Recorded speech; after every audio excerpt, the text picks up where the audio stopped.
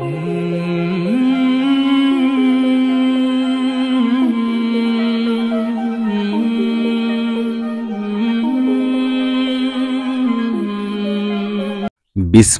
রহমানির রহিম।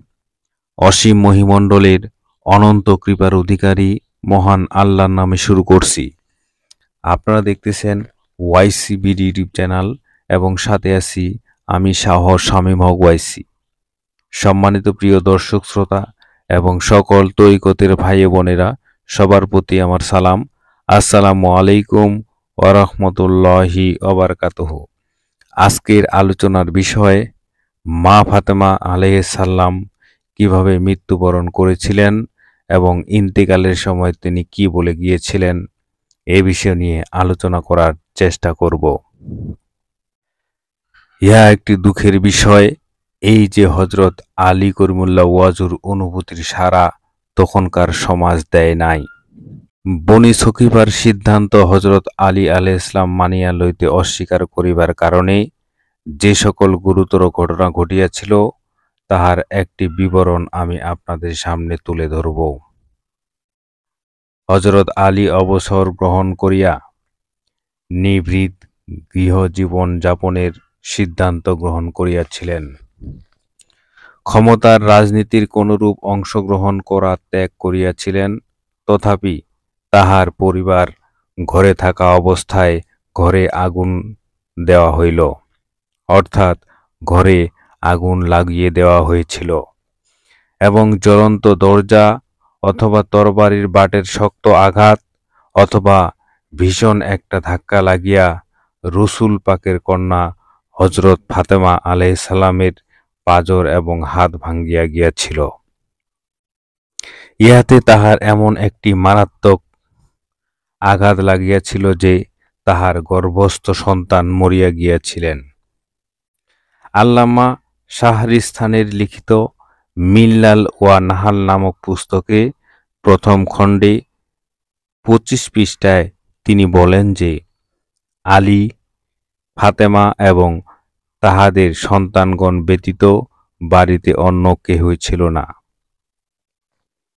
দৃশ্যত এই প্রচণ্ড আক্রমণ ছিল আকস্মিক এবং অপ্রত্যাশিত। কেহই ইহার জন্য প্রস্তুত ছিল না।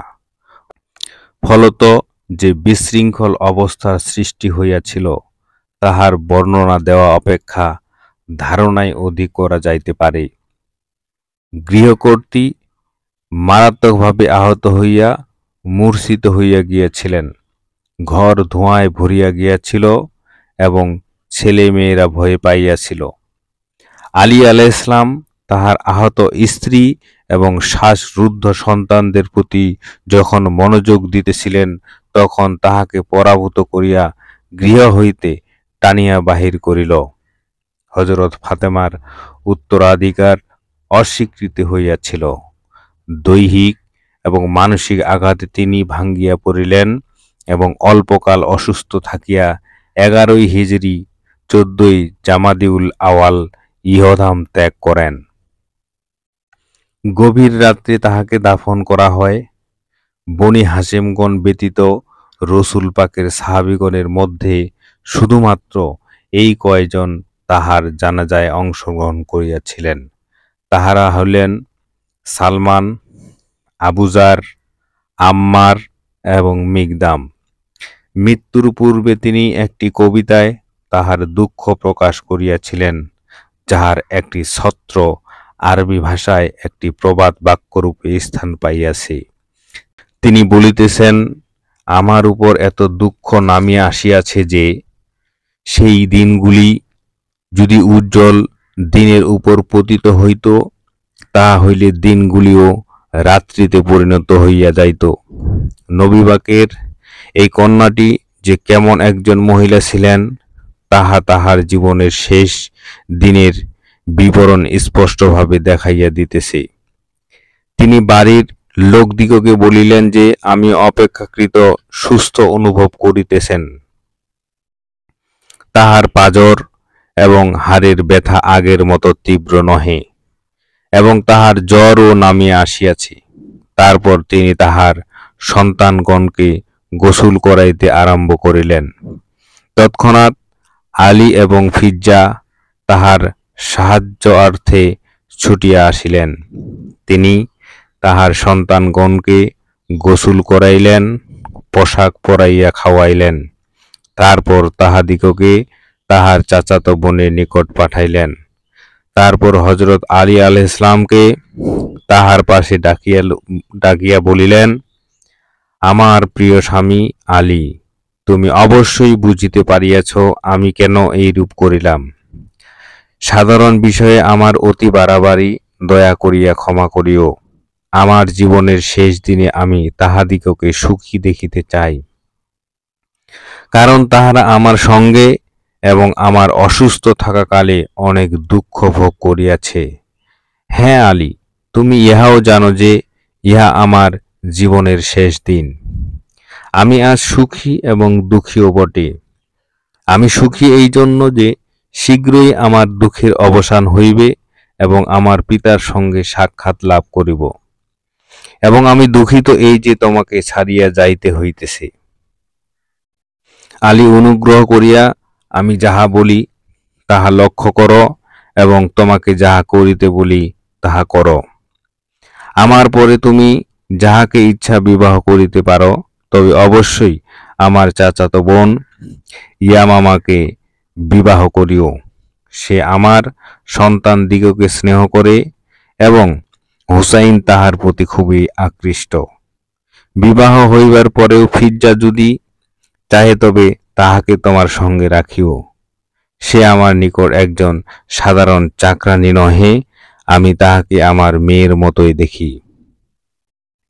আলী, রাত্রিতেই আমাকে দাফন করিও এবং যাহারা আমার প্রতি এত নিষ্ঠুর তাহারা যেন আমার দাফনে শরীক না হয়। আমার মৃত্যু যেন তোমাকে নিরুৎসাহ করিয়া না তুলে, তোমাকে দীর্ঘকাল ধরিয়া ইসলাম এবং মানবতার খেদমত করিতে হইবে। আমার দুঃখ যেন তোমাকে ব্যথিত না করে। আলী, এই প্রতিশ্রুতি আমায় দাও। হযরত আলী আলাইহিস সালাম বলিলেন, হ্যাঁ ফাতেমা, আমি প্রতিশ্রুতি দিতেছি। তিনি আবার বলিলেন, আলী, আমি জানি তুমি আমার সন্তানগণকে কত যে স্নেহ করো, কিন্তু হুসাইনের প্রতি খুব যত্ন নিও। সে যে আমাকে কত ভালোবাসে এবং কত দুঃখের সঙ্গে আমায় হারাইবে, তাহার প্রতি মায়ের মমতা রাখিও। আমার অসুস্থ অবস্থাও সে আমার বুকের উপর ঘুমাইত, সে ইহা হইতে এখনই বঞ্চিত হইল। আলী তাহার ভাঙ্গা হাত মালিশ করিতেছিলেন, তাহার তপ্ত অশ্রু ফোটায় ফোটায় তাহার হাতের উপর পড়িতেছিল। তিনি লক্ষ্য করিলেন, চোখ তুলিয়া চাহিলেন এবং বলিলেন, আলী, তুমি কাঁদিও না। বাহিরের রুক্ষ চেহারার অন্তরালে তুমি যে কতখানি কোমল হৃদয়ের অধিকারী তাহা আমি জানি। তুমি অত্যাধিক সহ্য করিয়াছ, তোমাকে আরো সহ্য করিতে হইবে। বিদায় আমার প্রভু, বিদায় আমার প্রিয় স্বামী, বিদায় আলী, আমাকে বিদায় সম্ভাষণ দাও। দুঃখে আলীর কণ্ঠ রুদ্ধ হইয়া গিয়াছিল। অশ্রুমিশিত কণ্ঠে বলিলেন, বিদায় ফাতেমা। ইহা শুনিয়া তিনি বলিলেন, এই সকল দুঃখ কষ্ট ধৈর্যের সহিত সহ্য করিবার শক্তি দয়াল রব তোমায় দান করুন। এখন আমার রবের সহিত আমাকে একা থাকিতে দাও। এই বলিয়া তিনি তাহার প্রার্থনার কার্পেটের উপরে উপস্থিত হইলেন এবং আল্লাহর নিকট সেজদায় পড়িয়া রহিলেন। ইহার একটু পরেই হযরত আলী আলাইহিস সালাম যখন ঘরে প্রবেশ করিলেন, তখনও তাহাকে সেজদায় দেখিতে পাইলেন, কিন্তু নফস তাহার পাক পিতার সঙ্গে মিলিত হইবার জন্য আল্লাহর রহমত, করুণা এবং শান্তির দেশে চলিয়া গিয়াছেন। তিনি যৌবনের প্রারম্ভে পরলোক গমন করেন। যেমন হযরত আলী আলাইহিস সালাম বলেন, একটি ফুল কলি অবস্থায় ছিঁড়িয়া ফেলা হইল। ইহা যেন জান্নাত হইতে আসিয়াছিল এবং জান্নাতেই চলিয়া গেল, কিন্তু ইহার সুবাস রাখিয়া গেল আমার মনের মধ্যে। সম্মানিত প্রিয় দর্শক শ্রোতা, আজকের আলোচনা এই পর্যন্ত। দেখা হবে নতুন কোনো ভিডিওতে নতুন কোনো ভেদ তত্ত্ব নিয়ে। ততক্ষণে ভালো থাকুন, সুস্থ থাকুন। আল্লাহ হাফেজ। আসসালামু আলাইকুম ওয়া রাহমাতুল্লাহি ওয়া বারাকাতুহু।